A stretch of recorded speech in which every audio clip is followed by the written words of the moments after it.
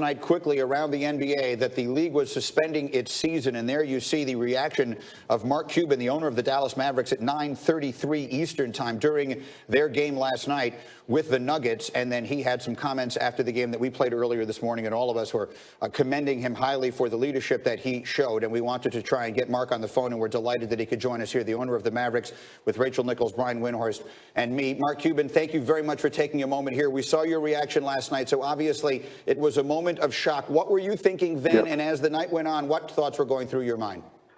It was crazy. I mean, before the game, we had an NBA call yesterday, and so before the game yesterday, I addressed the team. And one of the players asked the question, what's the likelihood that games get suspended or the season gets canceled? And I said 5%, 10% at the most. And then, boom, as you saw, I was stunned when I found out from Michael Finley and our PR folks about what had happened. And then from there, your mind just starts cascading because, we all do this math in our head, and give it a probability. Will this impact us? Will this impact our community, our families? And in Dallas, there'd only been, have only been 3 or 4 confirmed cases. So it really hadn't hit close to home. And, I'd also, when we had our discussions with the players, I said, look, we'll know how the area feels, how North Texas feels about this by how many people show up at the game tonight. If they're afraid, there's going to be a lot of empty seats or vice versa. It was a packed house. And so, and I was actually shocked. And so once it hit, it was like, okay, who all is going to be affected by this? Do my kids go to school? I mean, I talked to my mom, who's 82 years old. All the math and all the, the logic we try to go through, and that's what was running through my head. Mark, what is the league office telling you guys about their plan going forward? And did you guys on that conference call yesterday discuss the possibility that a player could contract this virus? I won't get into the specific discussions from the call, but the thing about this, Rachel, is this is, the definition of a black swan event. Nobody, that's alive has seen anything like this. And so we're all in new territory, and the best we can do is defer to experts. I think one of the challenges is everybody wants to play an expert on TV when it comes to the disease and its spread and the best way to deal with it. And I credit the NBA because rather than pretending, we went out and hired some of the best people. We have been in contact, obviously, with them and they with the CDC and HSS and all the HS and all the different organizations that get involved in these things. And the best we can do is take their guidance, and that's what we've done. So I guess the real answer is there's no way to really know, what comes next until we experience it, and we'll try to be agile and be smart about it. Mark, I've been listening to you talk about black swans for a decade. You educated me about that scenario, and I don't know if it's ever more applied to what we're dealing with right now. Never has been, Brian. This truly is the definition. As a leader of a team, as one of the leaders of the league, what are the next steps? What are you doing today? What are you doing tomorrow? How do you approach this at this point? So last night after the game, I spoke to the players again, and I tried to explain to them as best I understood it. And I told them point blank again, nobody really knows. But I told them, look, this is not a lockout. This is not the end of the season. You can't just say, okay, I'm going to go off and do what I want to do. It's the exact opposite. Effectively, we have to self-quarantine because who you talk to, who you're around, the people that come up to you on an ongoing basis, those are potential risks. And because, the nature of the business is all of our players are young, relatively young, you're not as susceptible to it, but you can still be a carrier, as we saw with Rudy. And if you have kids or if you have a grandparent or somebody elderly or somebody that that's had cancer and chemo that has an impacted immunity system, those people are all at risk. And so we have to be very vigilant and very aware of everything that you do, and you have to be as well, obviously. And so plan on staying in Dallas. You cannot leave.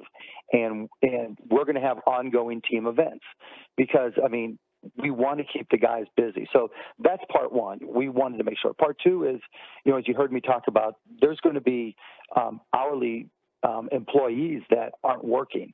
And so we talked again this morning with our folks at the AAC and getting the numbers. For the next 4 Mavs games, we have a program where the next 4 would have been Mavs games. We'll pay our employees our hourly employees as if they worked. And then we also have to deal with the downstream effects of smaller businesses that don't have the balance sheets maybe to survive this. And because these are our customers, our fans, the people who buy tickets, and we want to be good citizens in the community. So we have to be aware of what might happen. And hopefully, and again, like everybody else, this is a guess, hopefully this virus runs its course over the next 60 days or so. And then at that point, we can start making decisions about, does the NBA play games, what our schedule looks like, how we progress from there. Hopefully, small businesses and our partners and, just the community itself is strong enough and hasn't been hit hard enough that things can continue, at least somewhat normally. And if not, we'll look at ways to be supportive in the community.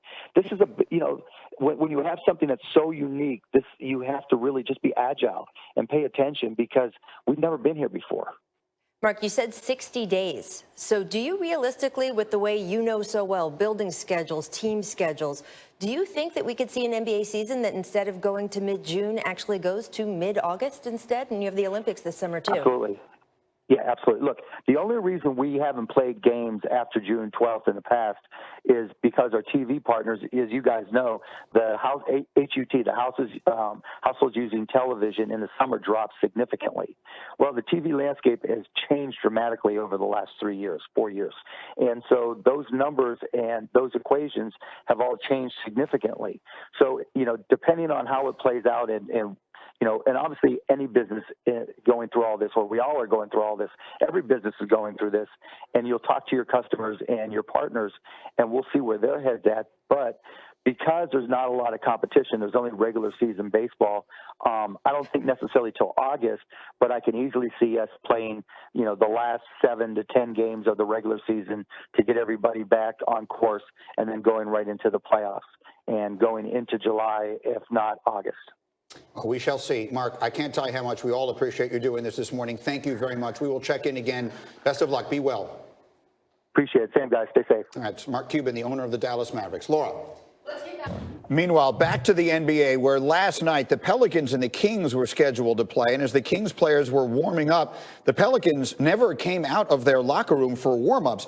Courtney Kirkland was scheduled to officiate this game on Monday, and you're seeing the video here. He refereed the game between the Raptors and the Jazz, and obviously Rudy Gobert, who subsequently tested positive for the coronavirus, was playing in that game and was actually ejected late. And so you see a young Pelicans fan sporting a Zion jersey, shedding tears after finding out the game was postponed yesterday. But that was the scene there, and the NBA released a statement saying that the game between the Pelicans and Kings scheduled for the game at Golden One Center was canceled out of an abundance of caution because one of the referees assigned to work in the game also worked the Utah game earlier this week. Earlier tonight, the NBA announced a player on the Jazz has preliminarily tested positive for COVID-19. Here's more reaction from around the NBA.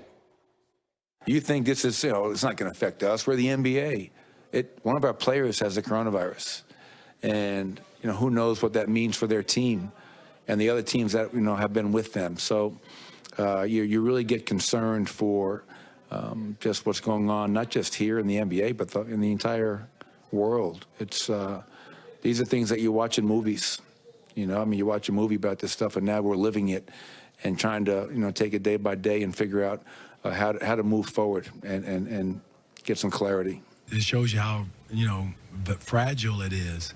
Here it is, a player that is in our league that, a lot of players have come in contact with. So that's a concern, and that's the prudent. That's why it's prudent for Adam to suspend the season until we get a hold of it and get a grasp of it. This is people's lives at stake. This isn't about basketball. This isn't about the Mavericks. This isn't about when do we start or do we start or how do we start.